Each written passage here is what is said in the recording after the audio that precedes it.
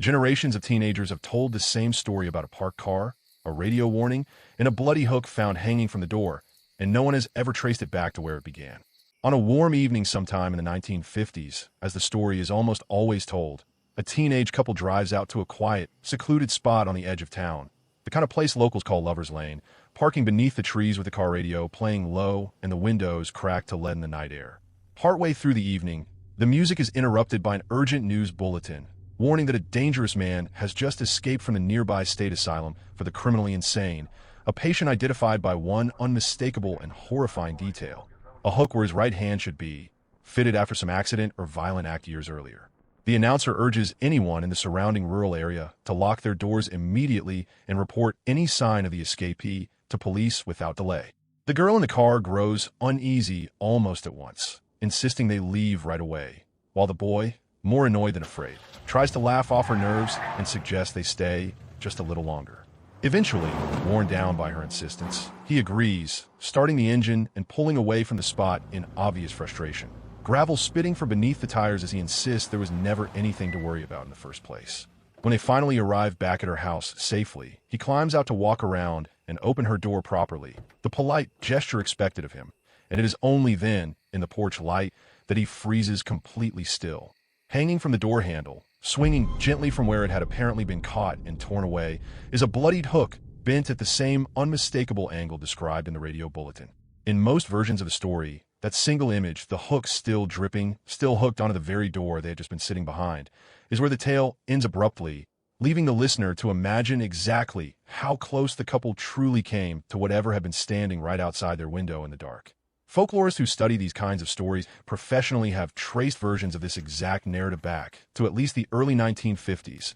appearing first as a piece of oral tradition passed among American teenagers at summer camps, sleepovers, and parked cars very much like the ones described within the legend itself. The scholar Jan Harold Brunvand, one of the most prominent collectors of modern American folklore, included extensive documentation of the Hookman story in his influential research, noting that it belongs to a distinct family of so-called parking legends. Cautionary tales specifically told to teenagers about the dangers of illicit romantic activity in isolated places. Brunvand and other researchers observe that these stories reliably spread fastest among young people precisely because they function as a kind of unofficial social warning, dressed up as pure entertainment while quietly reinforcing very real anxieties that parents and communities held about unsupervised teenage behavior after dark. In this reading, the escaped, disfigured man with the hook becomes almost a stand-in for consequence itself, arriving specifically and only when young people wander somewhere they arguably should not be, a monster summoned less by literal danger and more by broken curfew and parked cars on isolated roads.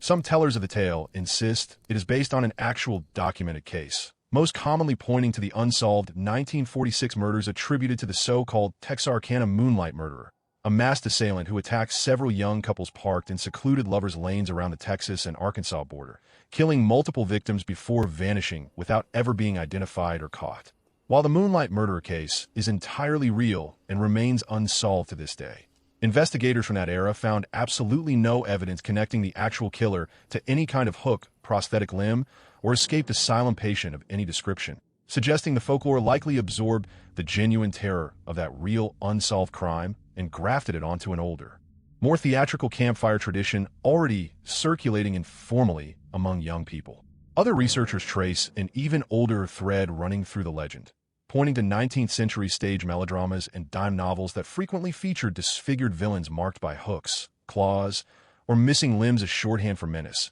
a storytelling convention that predates the automobile entirely and speaks to a much older cultural fear of visible physical difference being equated with moral corruption or violence. As the automobile became central to American teenage independence throughout the mid-20th century, that older stock villain appears to have been folded almost seamlessly into this newer setting, giving reckless young couples a vivid and portable monster perfectly suited to the parked car and the dark country road. Variations of the story spread and mutate significantly from region to region and decade to decade, with some versions replacing the radio warning with a car alarm or a knock at the window, others having the couple discovered not a hook but scratch marks raked deep across the car's exterior paint, and still others describing the young man's death rather than his narrow escape. His body found the next morning with his heels still hooked over the roof of the car, where he had apparently been dragged upward while his girlfriend fled, on foot screaming for help. This particular death-focused variant is sometimes classified separately by folklorists as its own related legend,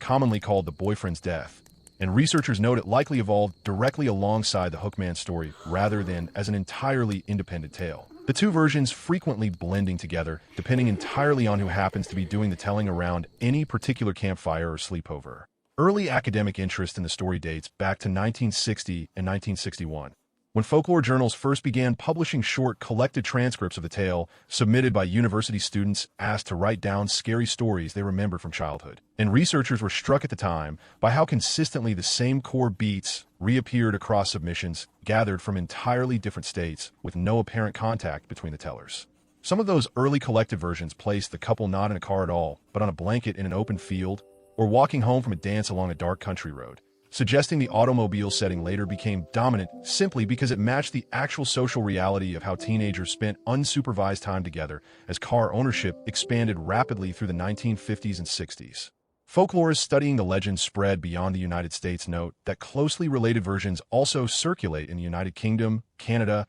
and Australia, often with the asylum swapped for a local prison, and the hook occasionally replaced by a missing eye or a burned, disfigured face, suggesting the underlying warning structure travels easily across cultures even when its specific gruesome detail gets adapted to fit local storytelling tastes. The legend has also proven remarkably durable in popular media, referenced directly or loosely adapted in slasher films, television anthology series, and staple collections of children's scary stories throughout the latter half of the 20th century and well into the 21st. Each new adaptation reintroducing the tale to yet another generation of young audiences who then retell it in their own words at their own sleepovers and campfires. Folklorists use the term ostension to describe moments when people don't just tell a legend like this, but actually act it out, and several documented pranks over the decades have involved someone hiding near a parked car and scraping a real hook or a stick against the door specifically to frighten a couple who had just heard the story told to them earlier that same night,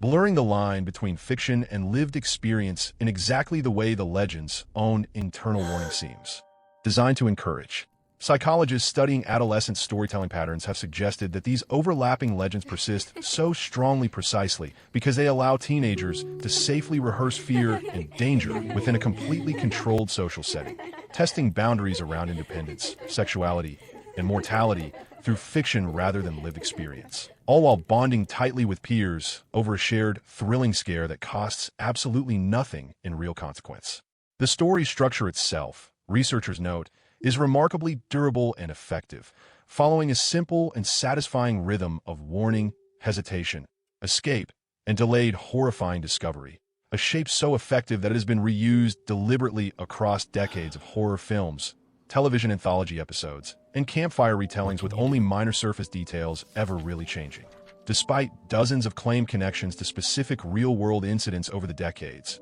no verified criminal case has ever definitively matched the story's central details. No confirmed escape patient with a prosthetic hook, no documented bloodied hook recovered from any actual crime scene, and no verified victim or witness account tracing directly back to a single specific origin point in time or place. Yet the legend refuses to fade regardless, still told today in only slightly updated forms, sometimes swapping the car radio for a phone notification or the isolated asylum for a nearby prison, proving that whatever specific fear or warning the story was originally built to encode continues to resonate powerfully across entirely new generations of listeners. To this day, Hookman remains one of the most widely recognized and endlessly retold pieces of modern American folklore, a story with no single verified author, no confirmed victim, and no definitive point of origin, yet one capable of making almost anyone parked somewhere dark and quiet reach over instinctively and lock the car door just a little tighter, just in case the story happens to be true this time. If you enjoyed this story,